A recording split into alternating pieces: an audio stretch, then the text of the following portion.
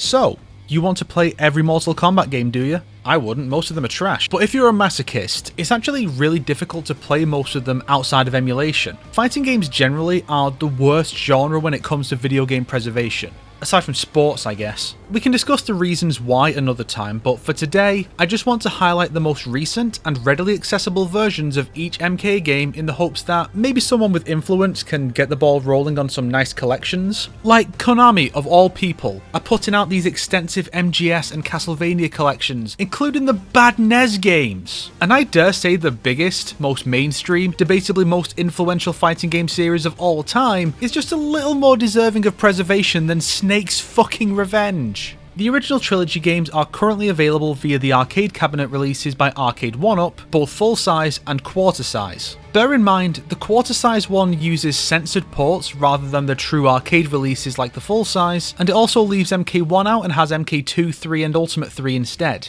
MK1 is then available in a much smaller arcade device and a plug and play, which are also the censored version. The most recent proper release was the 2011 arcade collection of 1, 2 and Ultimate 3 for the PS3, Xbox 360 and Steam. The PS3 version was delisted, and the Steam version can't be purchased anymore outside of seller keys, but the Xbox version is still available for the 360, but not backwards compatible. And then there's good old games. GOG has MK1 plus 2 plus 3, which I'm told consists of old DOS releases from the 90s, which lack controller support and, naturally, any online functionality. And I can't imagine MK Trilogy on GOG is much better. So your options are a decade-old Xbox 360 port that isn't backwards compatible, old 90s PC ports, or a half-grand arcade machine you don't have the space for. These are the games the series Obsessive Nostalgia Baiting is always calling back to, by the way. MK4 is also on GOG, but the enhanced version MK Gold remains locked to the original 1999 Dreamcast release. The PC version is the first MK I ever played, but I can't comment on its parity with other versions.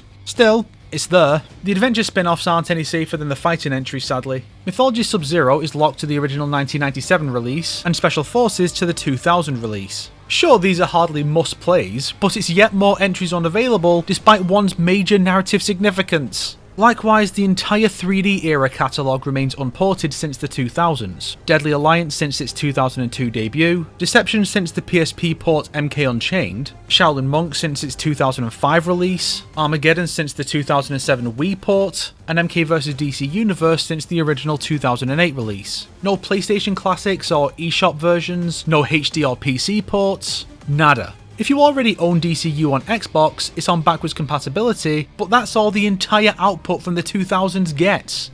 The 2011 Mortal Kombat is on Xbox backwards compatibility, but no longer on sale. It was available on Steam, which included all of the game's DLC, but was pulled from sale a few years ago due to expired guest fighter licenses, which is going to become an issue with each subsequent entry sometime in the next decade, unless the newer contracts are more favourable. As of now, the most updated version of the game is the PS Vita port, which had some exclusive content, but is hardly anyone's ideal way to play it, but it is still purchasable on the Vita store. MK's X, 11 and 1 are all currently still available, with backwards compatibility keeping the console versions of X alive. MK Onslaught has just hastily wrapped up its main story and had 2 Chronicle repeats in a row. It's still available, but I worry it could be on its way out with no way to play it once it's gone. MK Mobile seems to be fine, but is also digital only and will thus disappear one day. So in summary, MK 1 to 3 are on Xbox 360, Good Old Games and Arcade 1-Up. MK4 is on GOG. MK9's Vita port is the only version available. MKX is on Steam, PS4 and Xbox One with backwards compatibility available.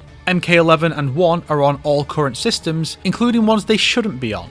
Onslaught and Mobile are still available on Android and iOS. Mythologies, Special Forces, Deadly Alliance, Deception, Shaolin Monks, Armageddon and DCU are all currently unavailable in any legal manner. If you've ever argued against emulation, you can officially suck my dick. MK is a series that has rebooted twice while refusing to jettison the old continuity, much like a DC Comics reboot. The issue is that DC's comics from as far back as 1937 can still be acquired in trade collections and digital releases. In its current state, discounting enhanced versions as separate entries, Mortal Kombat has 10 games available, while 7 are unavailable. Half of the series is unavailable, and those that remain are either inconvenient or outdated versions, or on a countdown to expiration.